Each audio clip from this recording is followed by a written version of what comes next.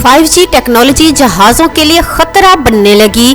कप्तानों की आलमी तंजीम एफाल्पा ने जहाजों की सेफ्टी के हवाले से खबरदार कर दिया। तंजीम का कहना है कि 5G के सिग्नल्स तैयारों के रडार सिस्टम को नुकसान पहुंचा रहे हैं। 5G सिग्नल्स जहाज के रडार सिग्नल्स का एयर ट्रैफिक कंट्रोल से राब्ता मुतासिर कर देते हैं। रडार सिग्नल्स मुतासिर होने से तैयारे को ऑटो टेक ऑफ और लैंडिंग में मुश्किलात पेश आती हैं। धुंध और स्मोक में ILS कैटेगरी 3 की निशानदही भी नहीं कर पाता। कप्तानों की आलमी तंजीम एफाल्पा ने अमेरिका और कनाडा समेत पूरी दुनिया के नाम मरासला लिख दिया। तंजीम का कहना है कि जहाज की ऊंचाई गलत बताने से 2009 में तुर्क तैयारा एम्स्टर्डम में हादसे का शिकार हुआ।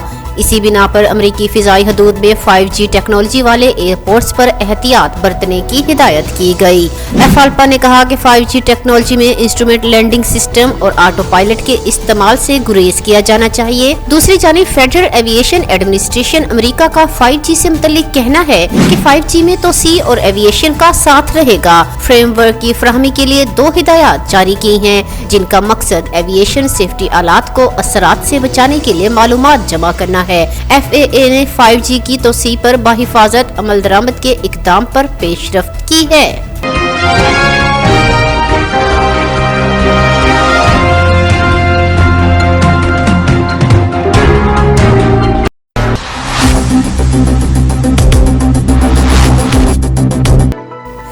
कराची में बुजुर्ग खातून और इनके बेटे से बदतमीजी करने वाले नादरा अफसर को मुअत्तल कर दिया गया। अफसर की शहरी से बदतमीजी करने की वीडियो सामने आई थी, जिस पर नादरा अफसर के खिलाफ एक्शन ले लिया गया। जिला वस्ती में नादरा ऑफिस के deputy assistant director Mohammad Sadiq ने शहरी को धमकियां दी थी।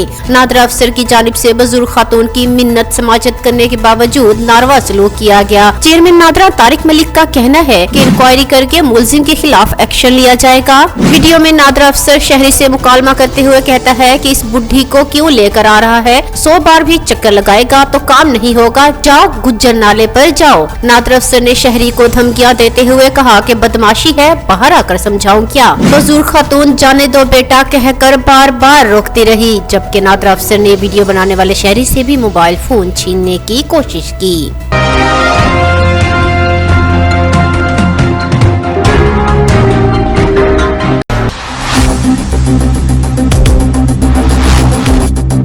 आज उस रेंजर के हाथों एक साबिक वजीर दाखिला का अगर खून बहा है तो ये शर्म की बात है उस रेंजर के लिए।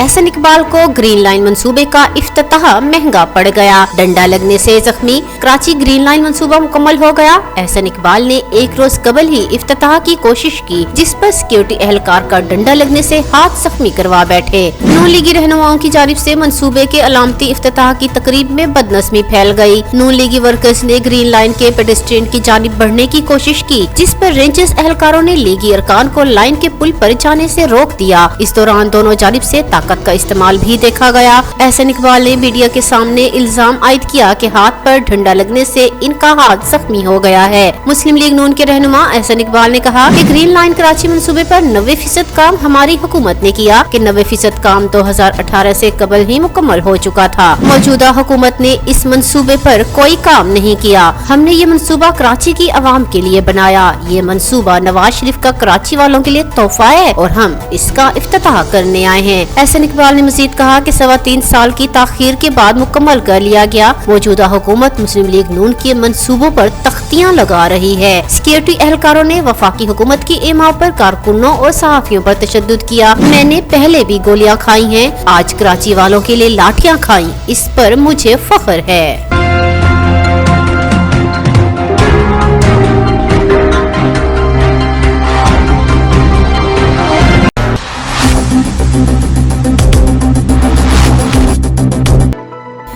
मुबैना मुकाबले में नौजवान की हलाकत, मशकूक पिस्तौल का मुअम्मा हल न हो सका, तफ्तीश का दायरा कार वसी। औरंगी टाउन में नौजवान अरसलान को मुबैना जाली मुकाबले में कत्ल करने का मामला, बरामद मशकूक पिस्तौल का मुअम्मा हल न हो सका, जबकि वाक़ये में जख्मी होने वाले मकतूल के दोस्त का वीडियो बयान भी सामने आ गया। इस सिलसिले में तफ्तीशी हुक्काम का कहना है कि बरामद पिस्तौल अहलकार तौहीद के साथी उमेर का भी हो सकता है। पिस्तौल पर नंबर भी मिटा हुआ है। इंटेलिजेंस ड्यूटी पर सादा लिबास में तालिब इल्मों को रोकने की कोशिश का भी जवाब नहीं है और मुमकिन तौर पर मकतूल अहलकार को और अहलकार मकतूल को डाकू समझे। तफ्तीशी हुकाम का मजीद कहना है कि मुल्ज़िमान की मोटरसाइकिल को भी चेक किया जाएगा। अगर पिस्तौल तौहीद के साथी का निकला तो इनके खिलाफ और मुकदमा दर्ज होगा। दूसरी जानिब वाक़ये में जख्मी होने वाले दोस्त यासिर ने वीडियो बयान में कहा है कि हम कोचिंग से वापस आ रहे थे, इसी दौरान सादा लिबास मोटरसाइकिल सवारों ने हमारा रास्ता जैम किया। मोटरसाइकिल वाले ने हम पर फायरिंग की। पहली गोली मुझे लगी, फिर हम गिर गए। दूसरी गोली किसी को नहीं लगी। इसके बाद तीसरी गोली अरसलान को लगी और वो जमीन पर गिर पड़ा। यासिर का कहना है कि पैंट शर्ट पहने हुए शख्स ने दोबारा पिस्तौल लोड की, जिस पर मैं डर कर वहाँ से भाग गया। फिर मुझे नहीं पता चला क्या हुआ, हमारे पास कोई असला नहीं था।